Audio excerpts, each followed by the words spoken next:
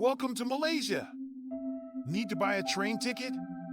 Here's a step-by-step guide on how to buy a train ticket in Malaysia. Step 1. Visit the official website of KTM Commuter, which is the main railway company in Malaysia. You can also download their app to your phone. Step 2. Select your departure and arrival stations, as well as the date and time of your journey.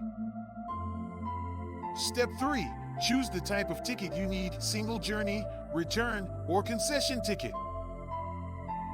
Step 4. Enter your personal information and payment details, and then make the payment.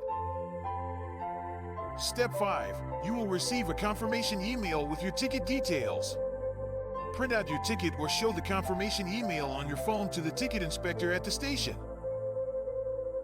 And that's it. Now you know how to buy a train ticket in Malaysia. Safe travels!